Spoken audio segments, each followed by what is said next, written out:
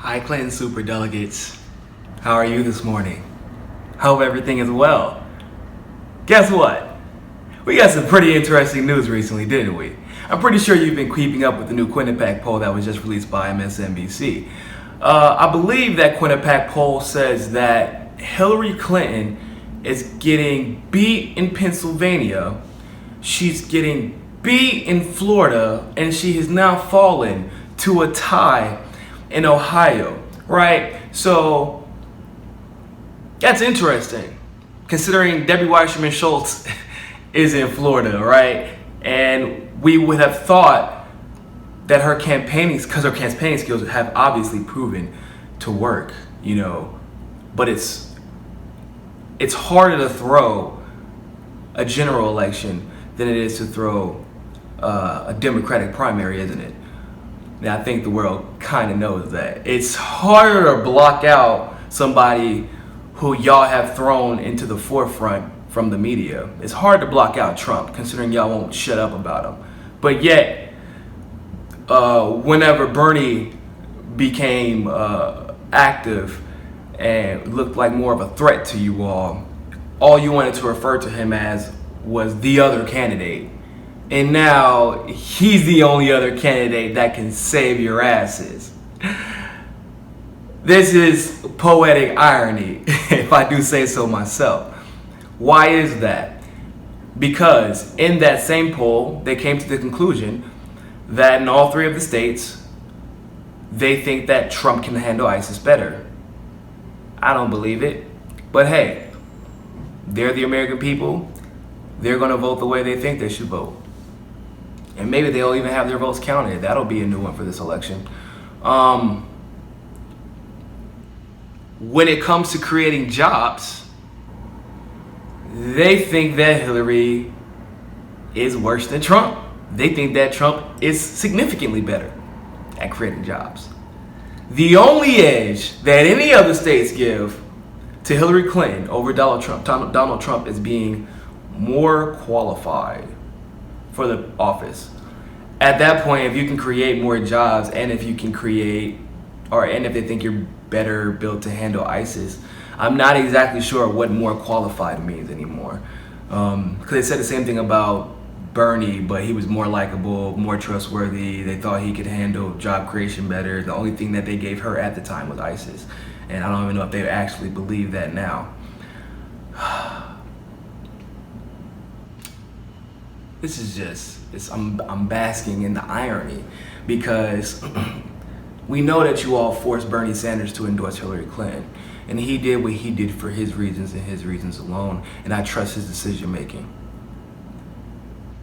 But once he endorses her, you piss off people who actually voted, because once again, we know that Bernie won much more than 46% of the electorate. And you all stood by quietly while election fraud went on.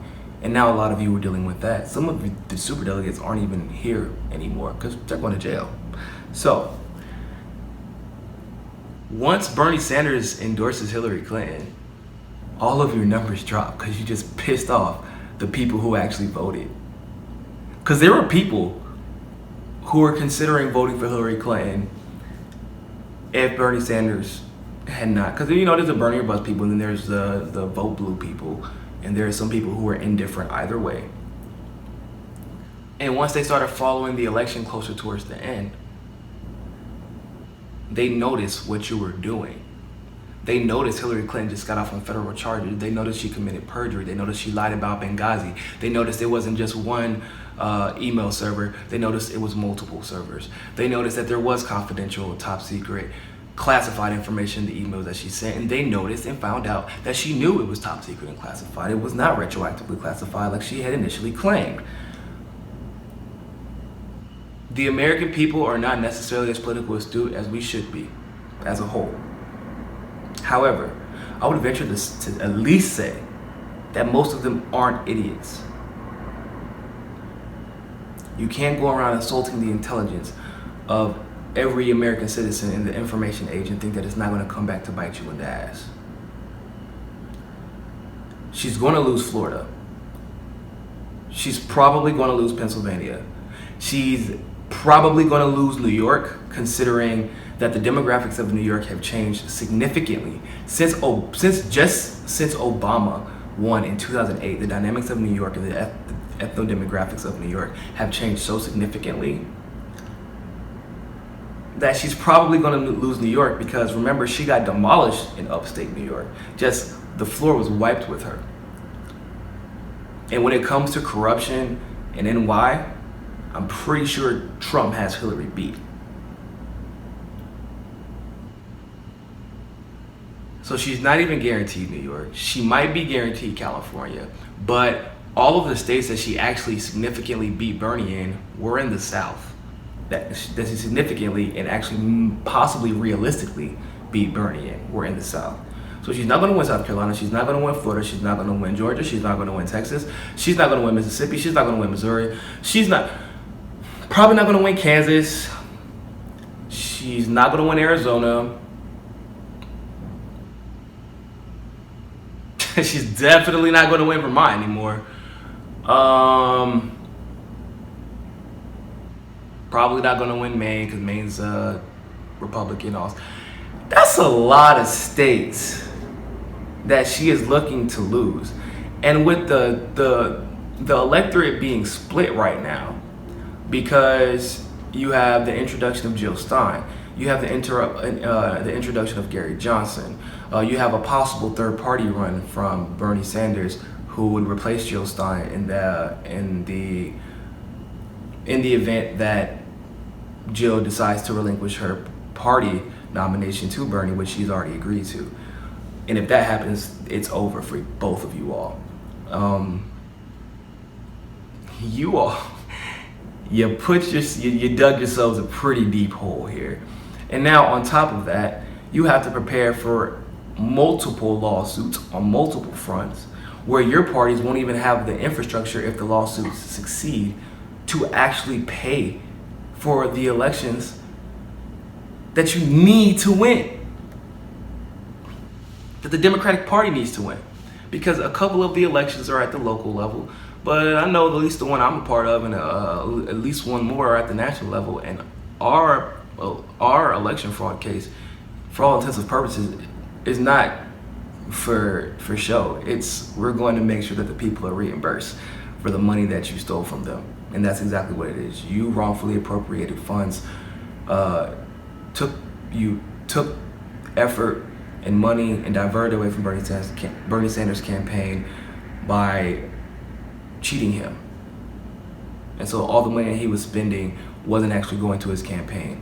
It was pretty much being wasted because you were cheating him out of his victories. If you don't know about Hillary Clinton, she statistically never increases when she's running for office.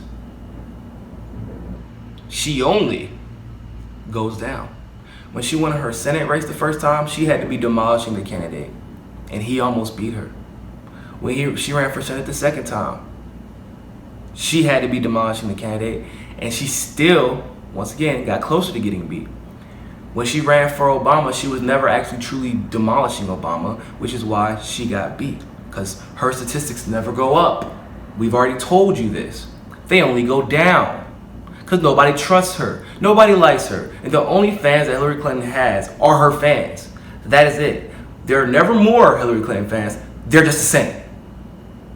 Nobody ever woke up one morning and said, you know what? I trust Hillary Clinton now. No, they're the same fans that she's always had. But you ignore these statistics. You continue to back her. You continue to overlook election fraud. You continue to bully Bernie Sanders. You continue to bully his fans. You continue to keep Hillary Clinton fans ignorant. And, you know, some of them are ignorant. Some of them are taking the lesser of two evils, whatever, because they don't want to see a Trump presidency. But you threaten him with a Trump presidency like he will be the most dangerous thing for this country, ignoring the fact that Hillary has ended multiple thousands of lives overseas. You ignore the fact that she's never been for the black community, and she's pretty much almost borderline outright racist. You continue to ignore the fact that she is just an overall horrible person. Not even politically, just a horrible person. You made your bed though, so I hope it's comfortable. And I hope you make the right decision. Because clock is ticking, ladies and gentlemen, and that convention is upon us. Imminently.